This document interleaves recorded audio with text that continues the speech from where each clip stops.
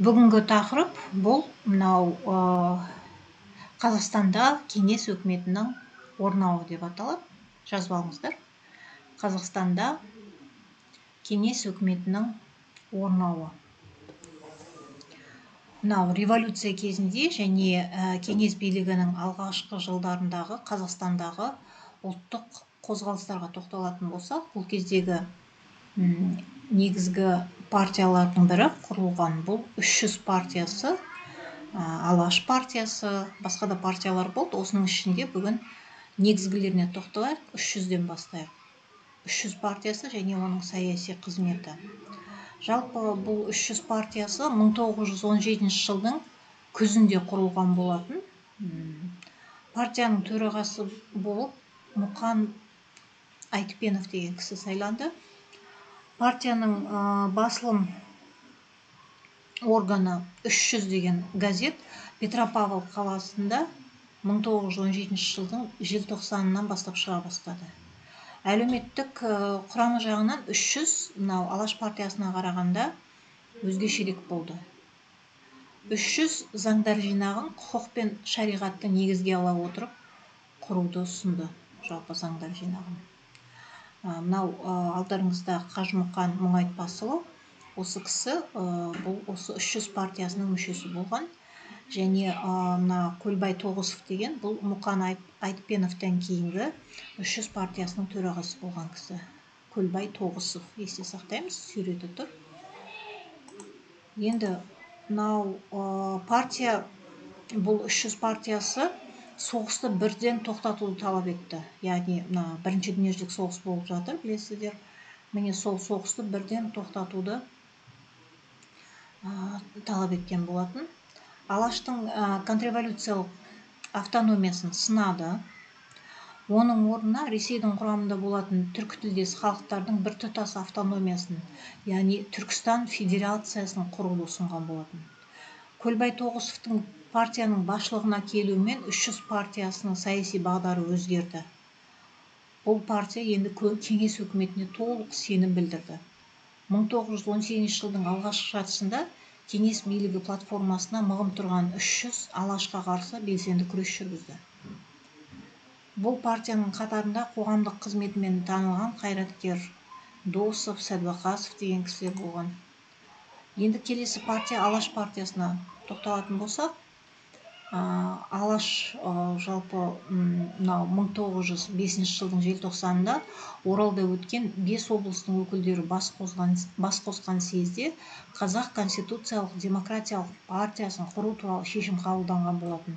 Кейінірек осы базада Алаш партиясы дүниеге келген болатын. Яғни жалпы ең бірінші идея, Алаш деген партияны құру туралы идея, сонау 1905 жыл желтоқсанда Оралда өткен съезде көтерілген болатын.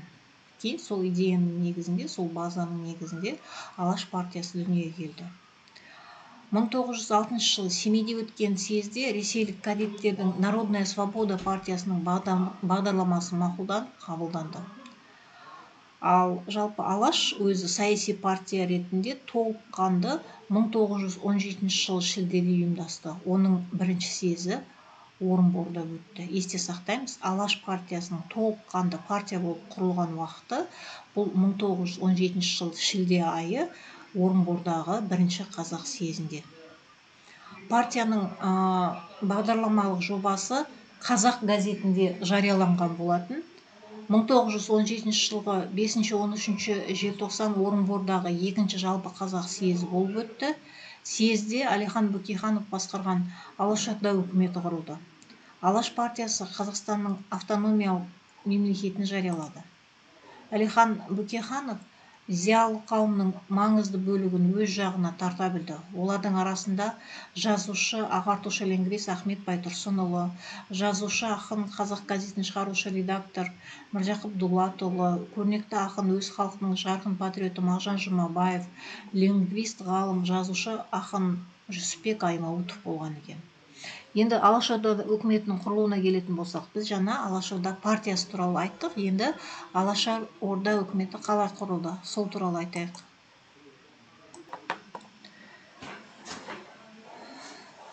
Мынау 1917 жылдың желтоқсанында Орынборда өткен екінші жалпы қазақ съезі Түркістан автономиясының басшысы етіп Мұстафа Шоқайдың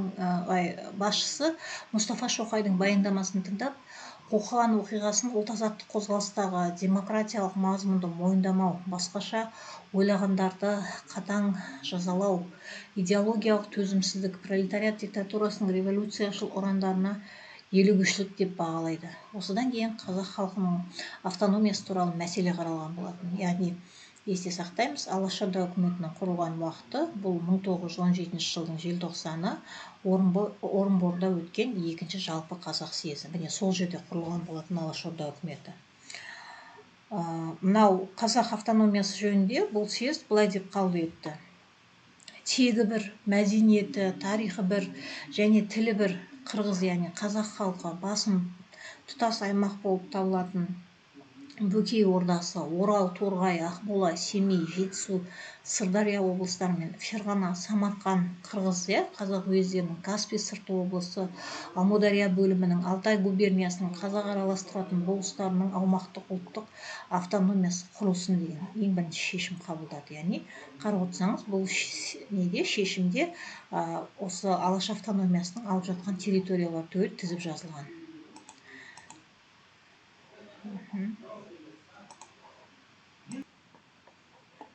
Екінші осы жаңағы Орынбордағы екінші жалпы қазақ съезінде қабылданған екінші шешім бұл мынау қазақ, яғни облыстарының автономиясына Алаш атауы берілсін деген шешім. Одан кейін мынау үшінші шешім жер бетіндегі барлық табиғи байлықтармен, суымен, сондай-ақ жер қойнауымен қоса автономиялы Алаш облыстарының аумағы Алаштың мемлекеттік меншігі болып табылады.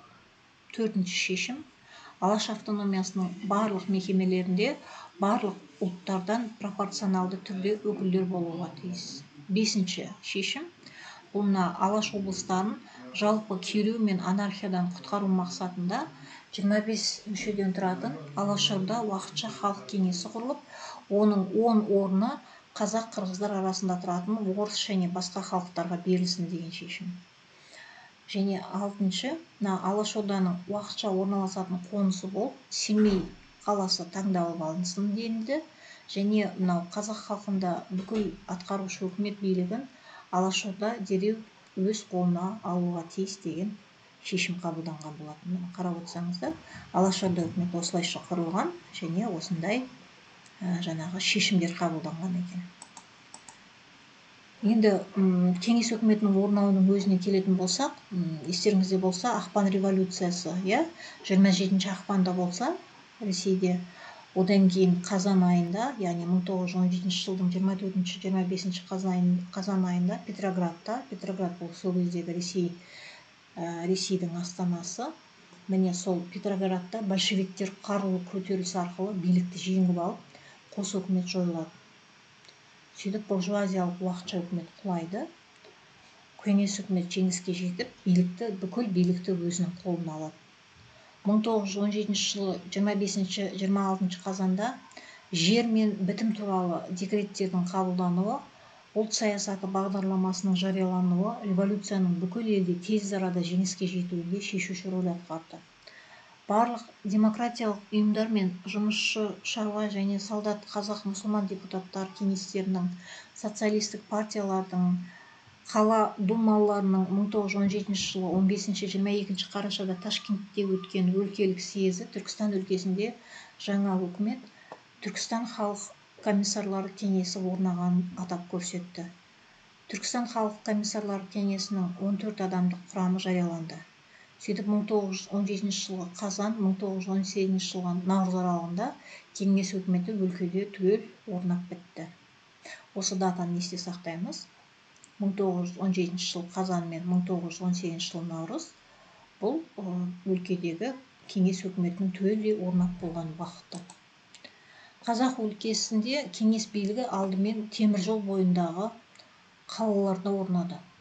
1917 жылы қазанда жұмысшы, шаруа және солдат депутаттарының Перовск, яғни Қызылорда кеңес өкіметі билігін өз қолына алды. Яғни Қазақстан территориясында кеңес өкіметі орнаған ең алғашқы қала бұл Перовск қаласы 17-ші жылы қазанда орнаған екен. Перовск деп отқанымыз қазіргі Қызылорда қаласы. Енді бұның не себепті дәл осы қаладан басталғаны түсінікті.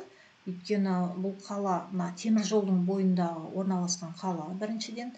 Және сіздер білесіздер, Қазақстандағы ең алғашқы жұмысшы табы осы темір жолшылар болған. Яғни жұмысшылар ең көп орналасқан жерлерде кеңес өкіметі бірінші орнады және ешқандай қарулы күрессіз бейбіт жолмен орнаған екен. Ал Перовск қаласында, яғни қазіргі Қызылорда қаласында ол кезде жұмысшылар өте көп болатын, оның ішінде темір жолшылар көп болатын. Сондықтан бұл қалада ең алғаш кеңес өкіметі орнаған болатын, ешқандай қантөгіссіз бейбіт жолмен.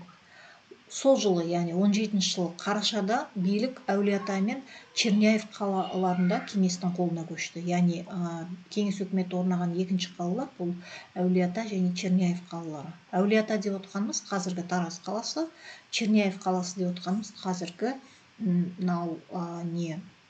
Шымкент қаласы. Бұл да жаңағы темір жолдың болуымен жұмысшы табының көптігімен түсіндіріледі.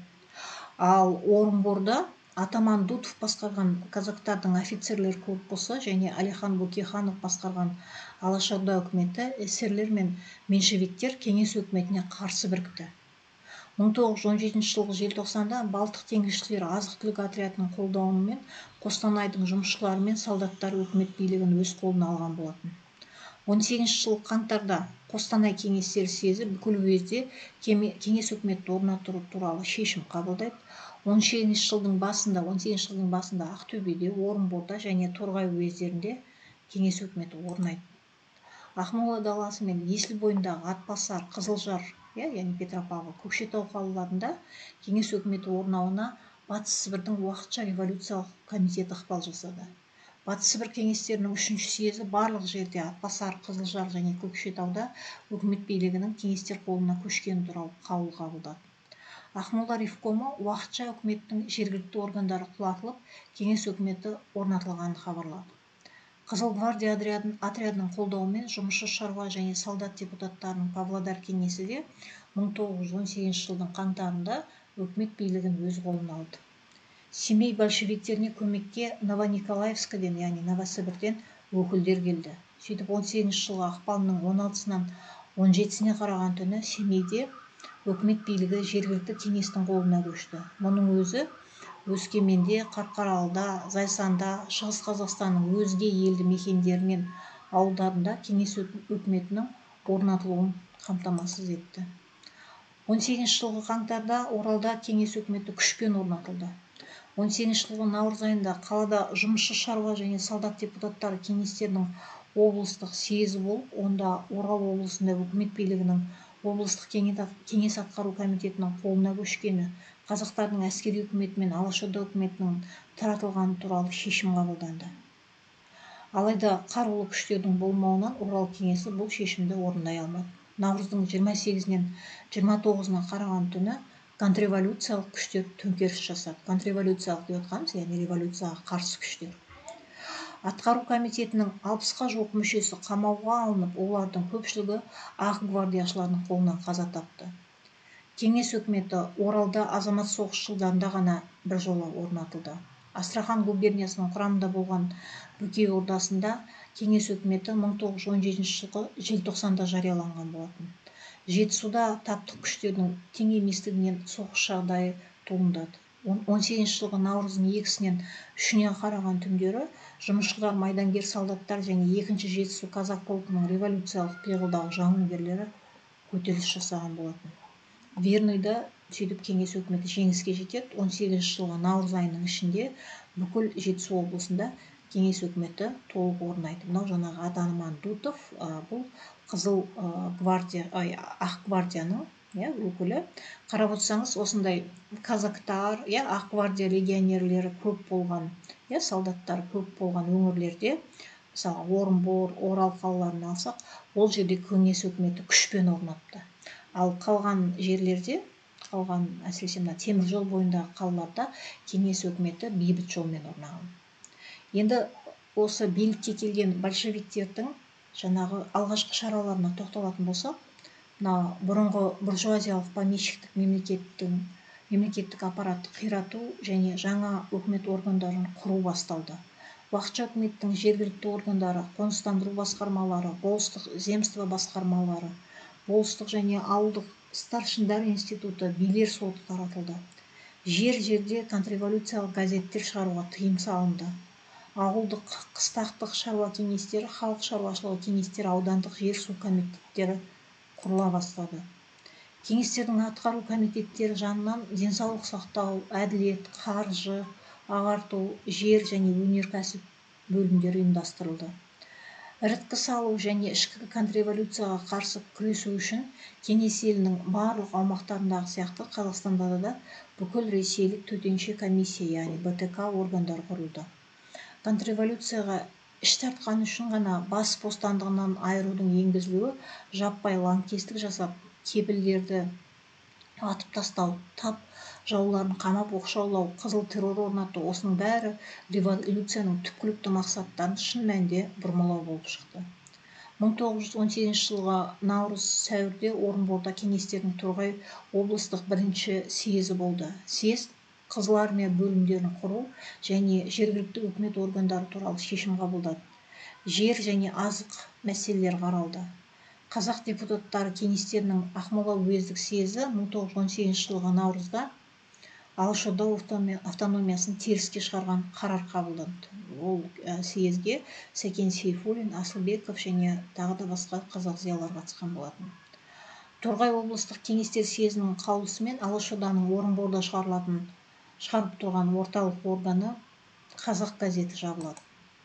Енді ұлт мәселелерінің қойылуына келетін болсақ, мынау 1918 жылғы сәуірде Ташкентте Түркістан өлкесі кеңесінің 4-5 съезі өтеді. Съез Ресей Федерациясының ажырағысыз бөлігі ретінде Түркістан автономиялық кеңестік социалистік республикасын жариялады. Республика құрамына Сырдария, Жетісу облыстары енгізілді. Ұлтаралық қайшылықтар саясатын жоюда шұғыл шаралар белгіленді. Верныйда орыс-қазақ қатынастарын реттеу жөнінде комитет құрылды. Ол комиссар құрылды. Ол комиссардың орынбасары бұл жерде Тоқаш Бойкин болған болатын. Қазақ-ұйғыр-орыс қатынастарын реттеу жөнінде комитет жұмыс істеді. Ол жерде комиссардың орынбасары Зубахиев деген кісі болды, мына алдарыңызда тұр. Большевиктер партиясы мен кеңес үкіметі қазақ АКСР-ын құруға әзірлікке кірісті. Бұл үшін ұлт істері жөніндегі халық комиссариаты жанынан қазақ бөлімі құрылып, құрылтай съезін шақыруға дайындала бастаған болатын. Алайда қазақ АКСР-ын құру жөніндегі жұмыстар интервенция мен азамат соғысының басталуына байланысты өкінішке орай тоқтап қалады. Енді мынау әлеуметтік экономикалық мәселелердің шешілуіне келетін болсақ, кеңес үкіметі Қазақстанда ірі өнеркәсіпті, банктерді және тасымал ізін тез арада мемлекет қарамағына алды. 1918 жылдың көктемінде Екібастұз, Қарағанды, Риддер кеніштерін, Ембі кәсіпшіліктерін, Спас мыс балқыту зауытын, темір жолдарды, Ертіс пен Арал кеме қатынасын, балық, тұз кәсіпшіліктерін, банктер мен қазынашыларды, Зингер компаниясының кәсіпорындарын, Бұлғар зауыттарын, диірмендерді, баспаханаларды мемлекет қарамағына алу туралы декреттер шығарылды.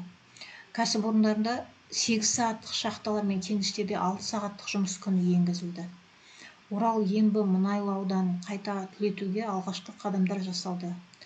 Капиталистер мен патша шенеуніктерінің иелігіндегі 3,5 миллион десятина жер кедей шаруаларға бөлініп берілді.